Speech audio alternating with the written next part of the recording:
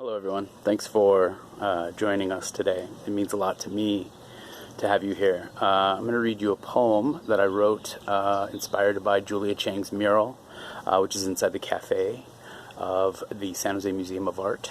The name of the mural is In the Valley of Heart's Delight, which is a nickname for San Jose, an old nickname.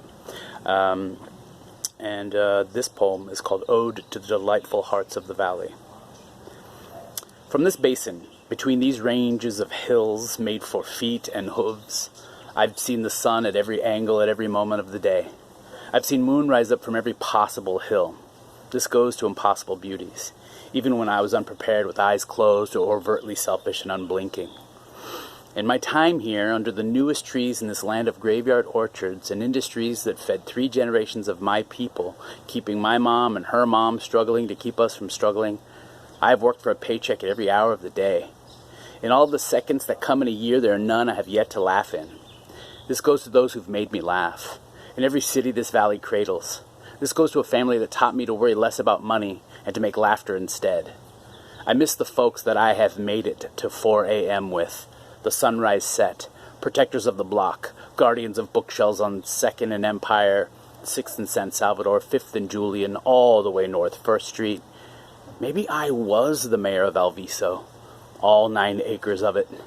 The love child of Sunnyvale and Santa Clara, Campbell's loitering layabout. I could write odes to my crush on Milpitas.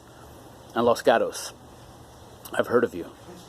This goes to the protectors of Nancy Lane and the East Side. I still worry about you. To the living history at Alum Rock and King, to the cherry blossoms in Japantown, to midnight at the Midtown Safeway, to leaving and always coming back here. To the children who will find love in this valley in between falling into industry and their children and their struggle and a balance. Balance. Like our 4 impossible seasons.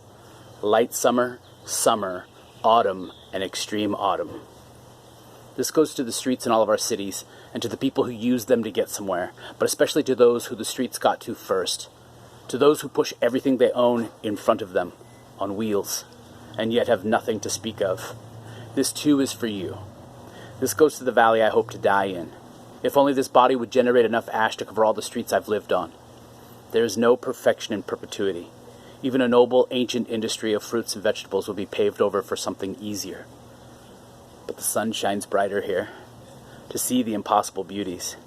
They come in glimpses, sometimes in a breeze of mock orange blossoms, in how our motherboards help us put together the right combination of emojis to let the best person we know how much we love them, or how we love orange sauce, laughter, sunlight, and whatever us is.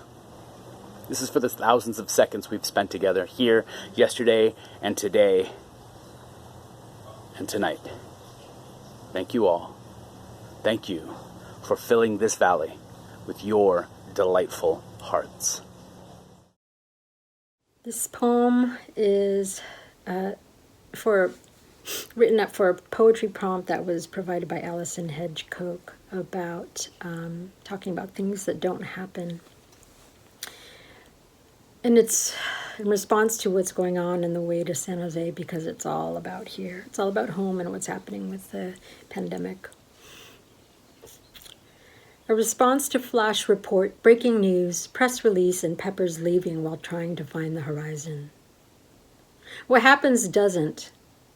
A high school senior doesn't have his first supporting role in his first musical. He doesn't go to prom after creating a mashup song from the list of her favorite songs and singing his promposal to his dream date while they are on a work break at Halal Guys. He doesn't get his braces off next week after 3 years, doesn't get to be part of baccalaureate or graduation ceremony or grad night or everything else leading up to it. A boy about to turn 20 years old tomorrow who is on spring break doesn't have his girlfriend here from Idaho. He doesn't have work. He's awake in the middle of the night and can't stop crying because his dog of 15 years is dying. A baller daughter doesn't play soccer, just juggles solo and joins videos of her club teammates to watch more soccer videos. She doesn't complain that she's missing school and the pitch, and her friends because she knows we fight for everyone to breathe. But I can feel her anger from the other side of her bedroom door. She doesn't bawl on our walk just now, but the mask I just made her is soaked through with her grief. A wife doesn't have her husband who passed away on February 16th. She doesn't have the hugs and gathering of her kids and grandkids, and the house must feel empty without her love to boss her around. She doesn't have Reno or Honolulu or Vegas to run away to right now. And a husband doesn't have his dad. He doesn't roughhouse with Pepper, just curls up next to him, reapplies gauze and tape, doesn't have time to heal between loss. A friend doesn't have hugs or physical touch to give her mom, who's in the care home where she can see her family only beyond a yellow tape zone. Feisty in her 90s and trying to recover from a broken hip and her breaking memories. A mom, a poet, a wife doesn't have answers. She recognizes her children are born of compassion and know how to share it.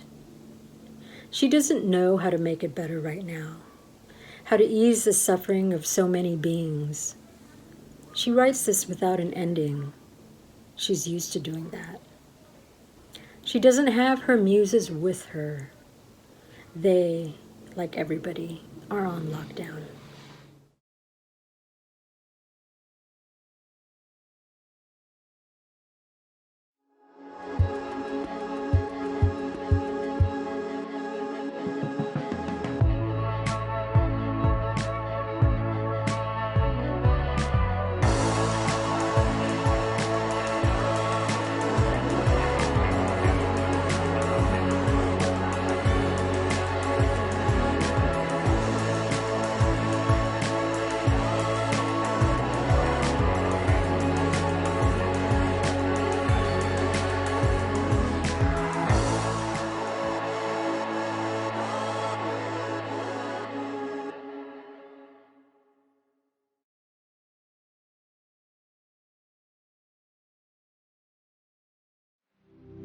The yellow hue that swims with my skin when the sun is just right reminds me. A gentle summer breeze catching the back of my neck, inviting the short hairs to waltz with each other as if celebrating the harvest reminds me.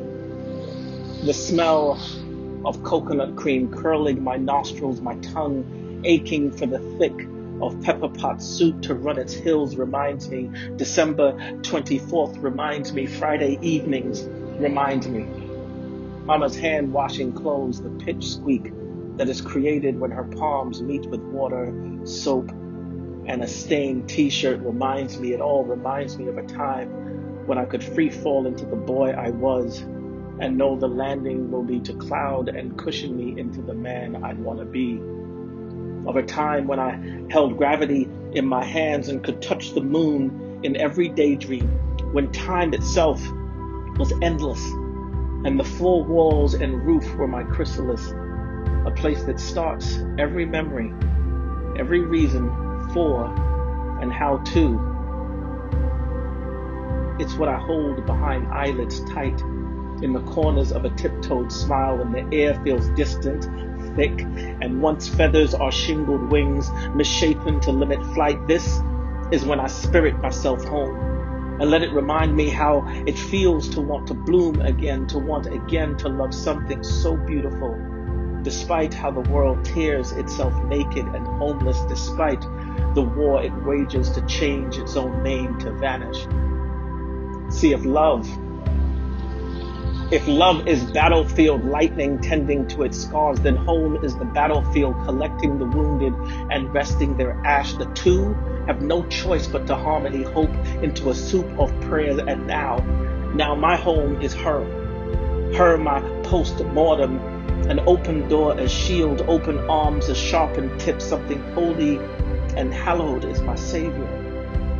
See, I walked into her home. She, like love, is home, a refuge of invisible capture in this time of tamed jackal. She made a vacant palace to insomnia my broken pieces, to hold me to love me in butterfly nets and hold close the kisses that escape till they expire into a religion of hope and touch.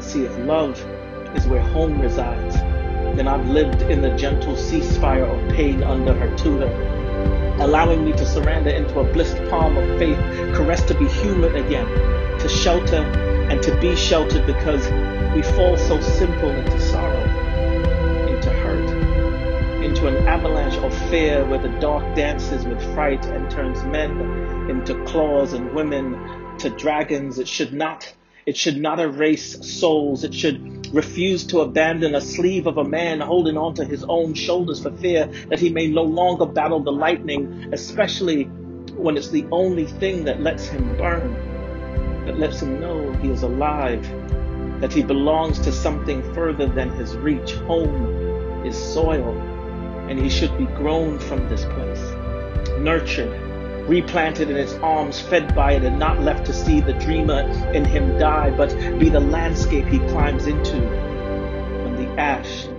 suffocates everything. Hi everyone, my name is Janice Lobo Sapigao, and I am the 2020 to 2021 Santa Clara County Poet Laureate. I am really honored to be recording this video for the San Jose State University Legacy of Poetry Day. It's an event that I've admired for a long time as a poet, and I would like to dedicate the poems that I'll be reading today to my mother. She recently passed away, and I think about her all day, every day. This first poem is called My Mom Makes Friends with the Nurses. My mom makes friends with the nurses. My mom makes friends with the nurses, and together they make a country. She brings them food, and together they are a farm, a restaurant without pricing, a secret menu. I eat with her at a station labeled 17 or room A, depending on the availability, and we are alone in this sterile hotel room without walls but curtains, a luxury without the privilege. Each guest here is an open room, observable. The nurses, they eat her food in a break room without us. My mom and her new friends eat lunch in separation. They are two countries apart, a people divided, a nation under no God, no mercy. I believe in my mother, the maker of the bombest, adobo and rice, of spaghetti, of hot dogs, of Vienna sausages. The nurses pledge allegiance to their patients, their indivisible labor.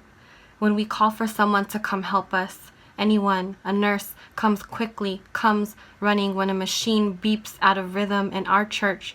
The nurses, they are the conductors with answers, priests to a high symphony, signing, singing, all of the liquids with long names. They call for the gowns, washed and warm, with liberty and phone calls, with medicine everlasting, the diaspora almighty. On the last day of chemo, the nurses take pictures and selfies with my mother, crater of Pinakbet and Lumpiang, Shanghai. The nurses are profiled, memorialized, and merry. Let her be healed, and if we never have to come back here to infusion or oncology, let it be holy in the nurses' names. Amen. This next poem is called Pain Reliever, and it is about stress baking. Pain Reliever.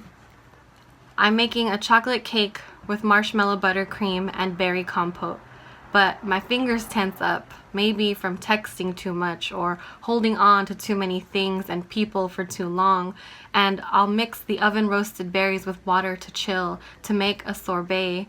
And as I grow older, I know letting go is a form of love, even if it feels foreign, like sitting for days in one room. Eventually, something inside me will move, change, and context is the herbaceous flavor, and chopped up grapes is the royal honey and jelly. Context is the difference between having dessert and indulging, between indulgence and diabetes mellitus.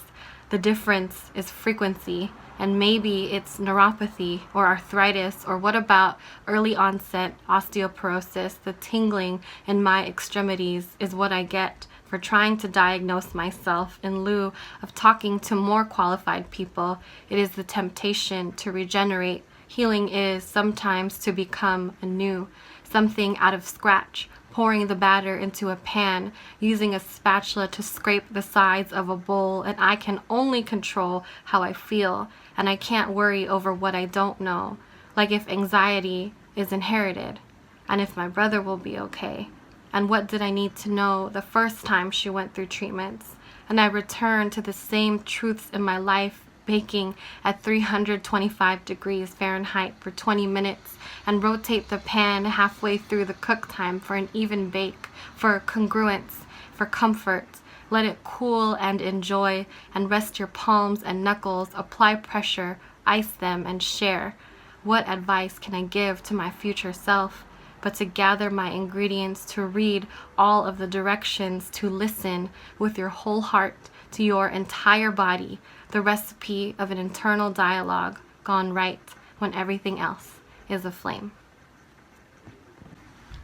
This next poem is called The Woman Behind the Microchip, and it is from my book, Microchips for Millions. This is my mother on the cover.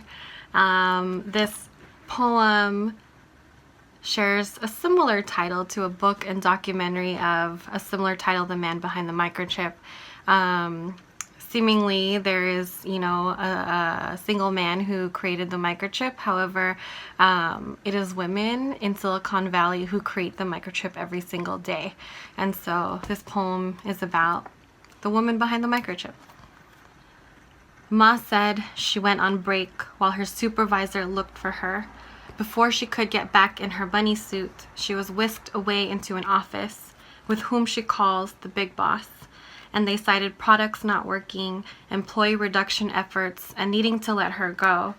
When asked if she had any questions, Ma asked, maybe not knowing her rights, "Can I file for unemployment?" And my heart broke for her, a fracture and shard, unanswered questions. She smiles and says she will be okay. I will work anywhere. But I know this market, like I know ageism and people who pretend to like immigrants. I know my mother works hard, and I know a company that does not. She loses her job every day because she is without one.